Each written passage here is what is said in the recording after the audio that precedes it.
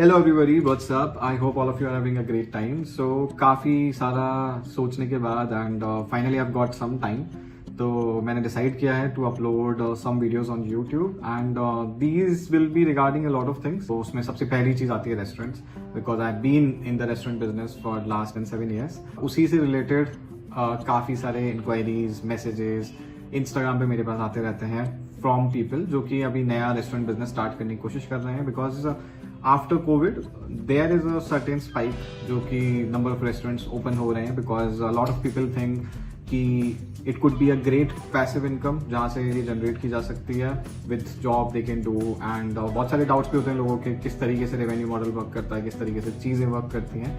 So in this video I try to cover 5 things which you need to take care of before starting your restaurant business. Number 1 is the location. That is the most important part of any restaurant business.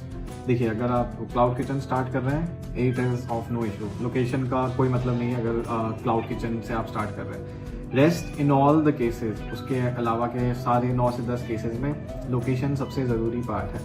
Now सबसे बड़ा जो doubt आता है when you go out and आप location hunting के लिए जा रहे होते हो, हमारा जो थॉट प्रोसेस रहता है वो ये रहता है कि यार थोड़ी चीप लोकेशन लेते हैं और थोड़ा अंदर ही तो है, बस चल जाएगा, लोग आ जाएंगे. लोग नहीं आते.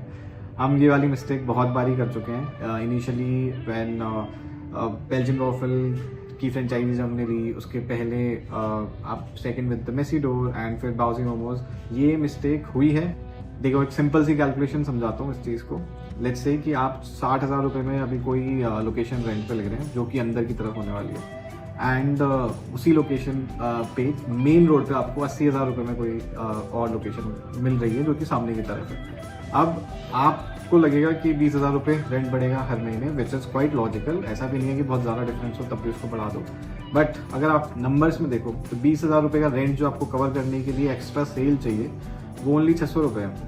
600 रुपीज़ अ डे आपको एक्स्ट्रा सेल करनी है, एक्स्ट्रा मेहनत करनी है, and you will be done with it. You will have a great location with you इसी वाले अमाउंट के अंदर.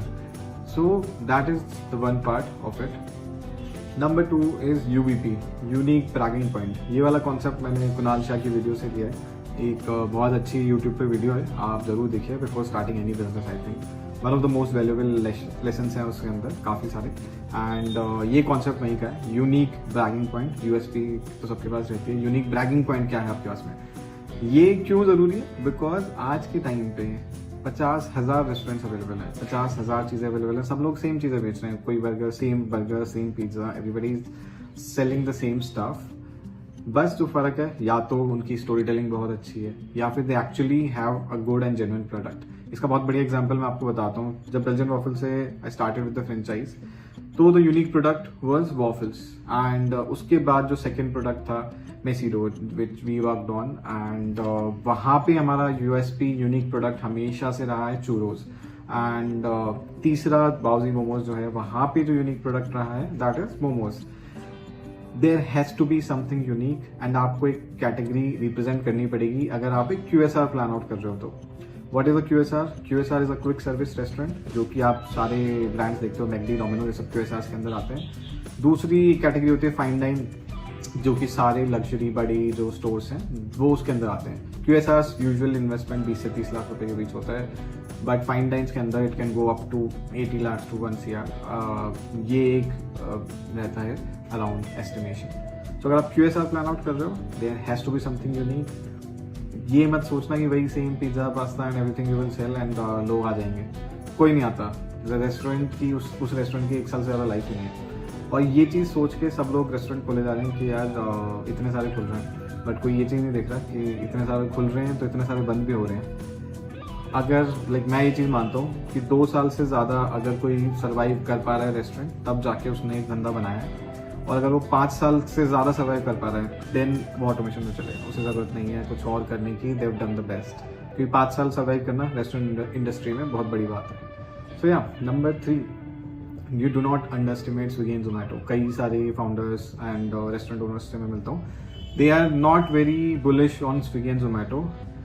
यू हैव नो आइडिया कि ये क्या कर सकता है. Although there are high commission and high charges, somewhere varies between 26% to 30%, but the potential that it has it is crazy. And जिस तरीके से आपका मेन्यू डिज़ाइन होना चाहिए वहाँ पे, जो एक सिंक्रोनिसिटी होनी चाहिए, उन सब चीज़ों का बहुत फ़र्क पड़ता है। बट वंस आप एक बार उनके एल्गोरिथम के टॉप पे पहुँचते हो, there will be infinite orders. आपको जस्ट कोई टेंशन लेने की ज़रूरत ही नहीं है। बट उसके लिए जो कुछ फैक्टर्स हैं उनका ध्यान रखना ज़रूरी है। एक बहुत अच्छा फोटोशूट, अच्छा description and focus on the reviews. Your reviews has to be 4+ and आपको किसी चीज़ की टेंशन लेने की ज़रूरत नहीं है and you will be good to go. चौथी और सबसे ज़रूरी चीज़ जो बिल्कुल भी कोई ध्यान नहीं रखता है, दैट इज़ मार्केटिंग।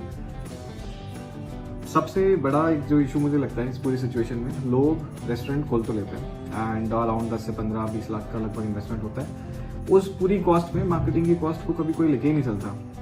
सबसे स्टूपिड डिसीजन यही हो सकता है जो आप ले सकते हो अपने लिए।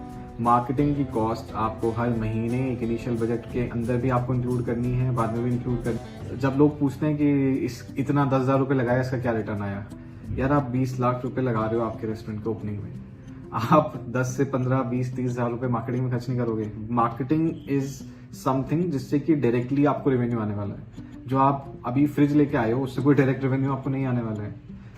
ये वाला माइंडसेट पहुंचना बहुत ज़रूरी है लोगों के अंदर, बिकॉज लोगों को लगता है कि भाई आपने इन्वेस्टमेंट कर दिया, रेस्टोरेंट लगा दिए, पैम्फलेट बांट दिए, अगले दिन से लोग अपने आप आने लग जाएंगे। बिगेस्ट मिथ, ऐसा बिल्कुल भी नहीं होता है। So one of the most important thing is you need to have a good marketing team with you and you need to work। जो आपने एक यूनिक प्रोडक्ट सेलेक्ट किया है उसको लोगों तक पहुंचाना कैसे, उसके लिए एक मार्केटिंग स्ट्रैटेजी होना बहुत ज़रूरी है। और सबसे ज़रूरी और 5वां पॉइंट इज़ हॉस्पिटैलिटी।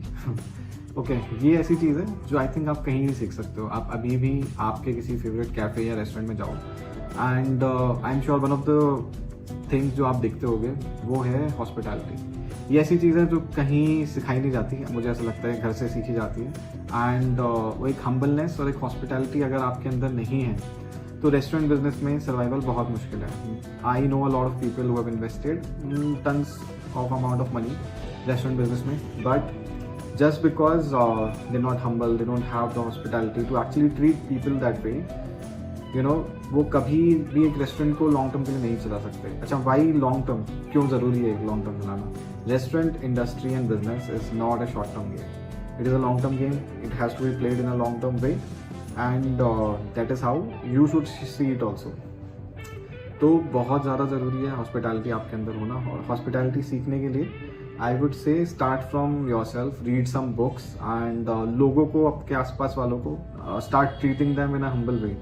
वो पहला स्टेप होना चाहिए अगर आपको रेस्टोरेंट बिजनेस 6 महीने बाद स्टार्ट करना है तो। So I think this is pretty much it. बाकी कोई भी आपको डाउट्स आते हैं, कोई भी चीज़ें हैं तो let me know in the comments and next topic क्या होना चाहिए, because I have a lot of information to share and this is just trial and let's see how it goes. Thank you.